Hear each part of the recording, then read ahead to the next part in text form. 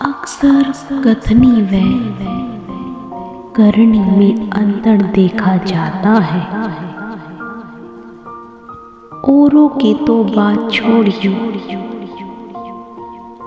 भक्तगण जो संत लोग होते हैं, सत्संग करना चाहते हैं और जब वो सत्संग में बैठे होते हैं, यदि उनके सामने उनका कोई शत्रु आ जाए तो उनका पूर्णतः मन सत्संग से हट जाता है और दुश्मन की तस्वीर उनकी आंखों के सामने छाई रहती है।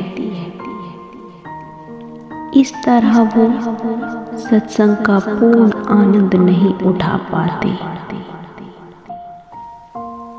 एक तरफ लड़ाई झगड़ा चलता रहता है और दूसरी तरफ राम भजन चलता रहता है। दोनों कार्य कभी भी साथ साथ नहीं हो सकते। हाथ में डंडा पकड़े हुए मुंह से यदि हम कहें दया धर्म का मूल है, पाप मूल अभिमान, तो कैसे चल सकता है? सर्वप्रथम अपने हाथ में लिए हुए डंडे को हमें फेंकना पड़ेगा। उसके पश्चात ही हम अपनी कथनी को कर्मों में उतार पाएंगे। दुकान खोलने के पश्चात यदि कोई भिखारी दुकानदार के सामने आ जाता है तो वो उसे डंडे से डांट कर भगा देता है, यह कहकर कि सुबह सुबह तू मुझे परेशान करने चला आता है।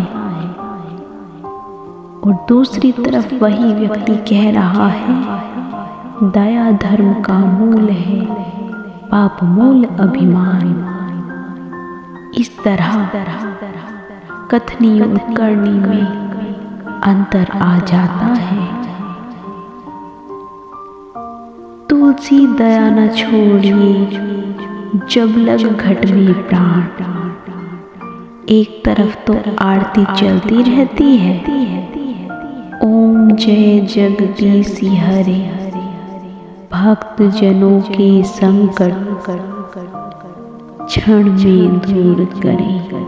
और दूसरी तरफ हम काम वाले को डांटते रहते हैं कि तूने बर्तनों पर विम लगा छोड़ दिया, तुझे सफाई करना नहीं आता। देखिए, जब हम भगवान से दया की आशा करते हैं तो हमें दूसरों पर भी दया करनी चाहिए। हम दूसरों पर दया करना नहीं चाहते, दूसरों को क्षमा करना नहीं चाहते, लेकिन हम ईश्वर से दया की आशा रखते हैं। हम सोचते हैं कि हमारी प्रत्येक गलती पर ईश्वर हमें क्षमा कर दे, लेकिन हमें स्वयं भी क्षमाशील बनना चाहिए। हम माफ नहीं कर सकते, लेकिन ईश्वर से हम हमेशा चाहते हैं कि ईश्वर हमें प्रत्येक गलती पर माफ करता रहे। लेने और देने दोनों की तराजू में समानता होनी चाहिए। जैसा व्यवहार हम अपने साथ चाहते हैं, जैसी दया प्रेम सम्मान हम अपने लिए चाहते हैं, वैसा ही व्यवहार प्रेम सम्मान हमें दूसरों को भी देना चाहिए।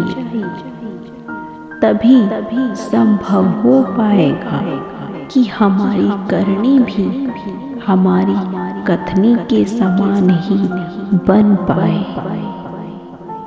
कथनी और करनी में समानता लाने के लिए अपने भीतर बैठे अपने ईर्ष्या, द्वेष, घृणा, लोभ, लालच जैसे शत्रुओं को पूर्णतः मिटाना होगा।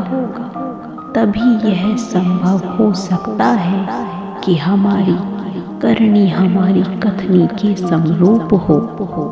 तो बोलिए जय जय श्री राम।